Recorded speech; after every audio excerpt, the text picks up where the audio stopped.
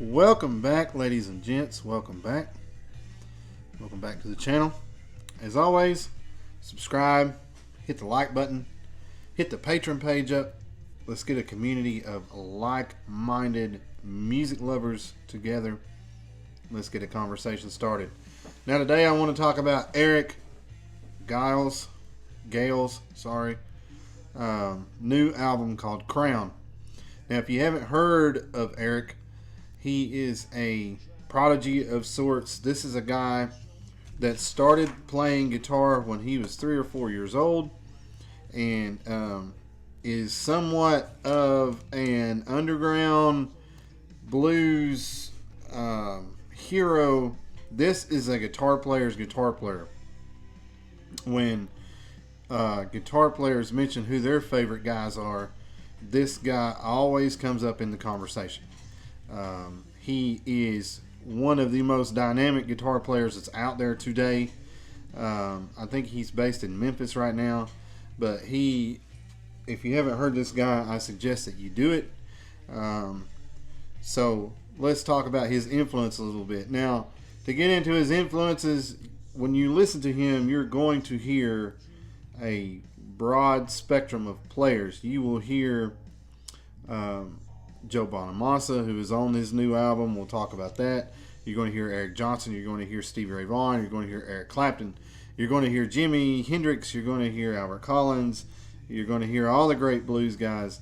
So that's one thing to keep in mind, is this guy's influences are wide spectrum of the who's who of guitar playing. Now, let's talk gear a little bit before we get into the album, because that's what we do here. Looking around, he has a new signature guitar that's made by a company called Magneto, it looks like. Eric Gales RD3 signature guitar. It is a Strat style guitar. I will put a picture of it up here so you can take a look at it. On the website, it's a darker color guitar. You'll see it in the photo. It says in early 2020 they started working with him, and you know, it's cool. It's a Strat style. There's a lot of Strat styles. I haven't played one of these. I've never heard of this company. I'll have to do some more digging in. But it has his signature pickup in it. Yeah, so if you've played one of these guitars, not specifically his model, but maybe one made by this manufacturer, comment below, let me know. So Amplifiers, it looks like he uses a signature amp that's made by a company called DV Mark. DV Mark makes really compact amps. You will see one here. They use a proprietary solid state power amp circuit mixed with a tube preamp circuit. They're warm. I've played a very early one years ago, but I have not played the Eric Gales. But it's a warm style tube ampish sound, but it seems that Eric is using one that he calls his Raw Dog 60. So apparently Raw Dog is his nickname. Now for pedals, it looks like the guy has changed pedal setup. I did a little research and I haven't seen like his current 2021 or 22 pedal board setup, but I've seen like a wah, a chorus, an overdrive. So maybe I'll do a follow-up on this. If you've seen him live in the last year or so, let me know and comment below. Now let's talk about this new album. So Crown was released January 28th of 2022. It is 16 songs and it's an hour and 5 minutes. It was co-produced by Joe Bonamassa. When you listen to this, you can hear the Bonamassa album sounds on here. Bonamassa's albums are always very crisp, very clean. They're always well produced. So you can tell he had his hand in this, helping Eric get this out. And you can hear Joe singing background vocals on the album. And there's even a song called I Want My Crown where they swap guitar solos, and it's pretty epic. They both throw their best, I think, at each other. And at one point, it's hard to differentiate who is who because Eric is such a dynamic player. And if you've ever listened to Joe Bonamassa, then you know that he also is a dynamic guitarist. So let's get into my top 3 tracks like I usually do. Now, I tried to stay away from the popular tracks. So the song I Want My Crown, that's been a lead-off single from this, is not going to be one of my top 3. I will say that you need to get into that because that is a great song. Like I said, the solo on it is amazing. So, there you go. So my number 3 for this is the number 10 song, and it's called Put That Back, and it runs 3 minutes and 47 seconds. And this is to me, screams Albert Collins, just funky, rhythmic blues with a very tasty solo in it.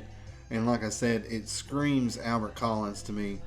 So that's cool. Albert Collins is one of my favorite, let me say it one more time, favorite guitar players. So if you've never heard Albert Collins, go listen to that and listen to this, and then you'll get the reference. So it's kind of cool. My number 2 is going to be the number 13 song on the album, and it's called Let Me Start With This. It's 2 minutes and 49 seconds. And the thing that I love about this jam is, 1 is the actual backbeat of the drummer, and 2 is the chorus Hammond effect that he's using, a la Cold Shot by Stevie Ray Vaughan. And usually when I say a song like that, folks, it's just a reference so you can hear it in your head and say, oh, okay, cool. Because some people, if I say, oh, he's using a Leslie simulator or a Leslie pedal, they're not going to understand what I'm talking about. So on this, it's got the Cold Shot feel to it in the beginning. The rhythm it has that feel. So that's my number 2 jam. It's called Let Me Start With This, and it's 2 minutes 49 seconds, and is the number 13 song on the album. Now, my number 1 jam, which was hard for me because, like I said, I Want My Crown on here with Joe Bonamassa is a spectacular song. The solos are spectacular. They go back and forth with each other. So it was kind of difficult for me to pick, my jam. But number 1 for me is going to be Death of Me, and it is the lead-off song on the album. It's 4 minutes and 35 seconds. And I think the reason that I picked this is it's not traditional blues in the sense of it's just, the shuffle kind of thing, but it's got that punch, real heavy riffs, a la Bonamassa, a la Walter Trout, guys like that. But it's in his own thing, which I like. But I just love the rhythm in this, and his vocal on it is killer. It's one of the best vocal performances on the album. You can hear Joe B on the background vocals, but for the Eric Gales, this is to me the number 1 song on the album. So I highly recommend that. So there you go. If I was going to hand you this and say these are my top 3, that would be what it is. So again, if you have not heard this guy and you want to hear one of the best guitar players that's out there today, go find it. Alright, and as always, comment below. Let me know what you think about the album. Let me know what your top tracks are. And remember to stay safe out there, and that music is love, and love is music. Until next time, folks, be safe.